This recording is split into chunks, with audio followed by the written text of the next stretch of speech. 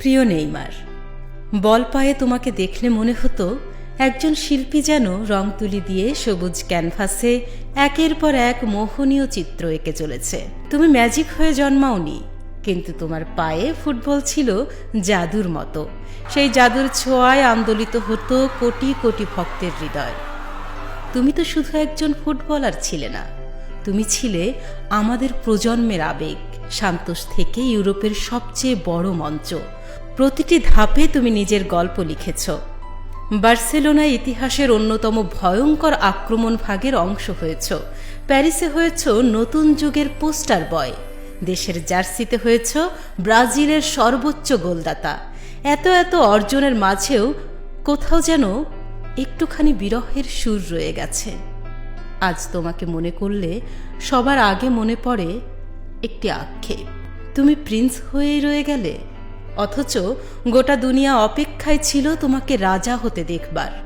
কিন্তু ফুটবল বিশ্বে তোমার মতো এত অভাগা আর কজনই বা আছে। ভাগ্য যেন বারবার তোমার সঙ্গেই নিষ্ঠুরতার খেলাটা খেলেছে। একের পর এক চোট, অসময়ে থেমে যাওয়া ছন্দ, বিশ্বকাপের মঞ্চে অপূর্ণ স্বপ্ন, সব মিলিয়ে ইতিহাস তোমার প্রাপ্যটা পুরোপুরি লিখতে পারল কই?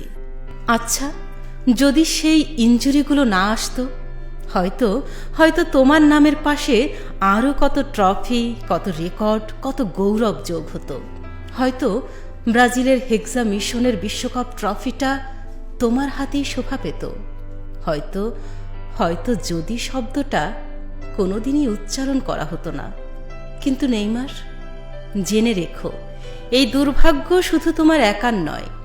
তোমার হাতে বিশ্বকাপ ট্রফি দেখতে না পারার আক্ষেপ গোটা একটা প্রজন্মের। তবুও মনে রেখো, সব কিংবদন্তিকে ট্রফি দিয়ে মাপা যায় না।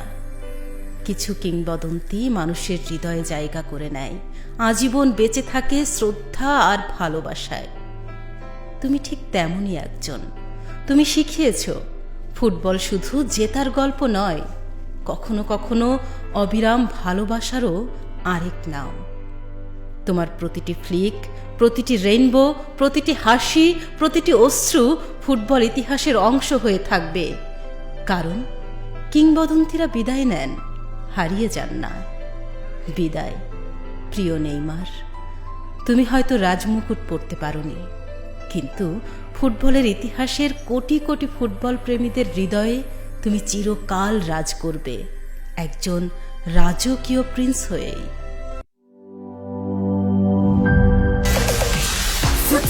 Happiness,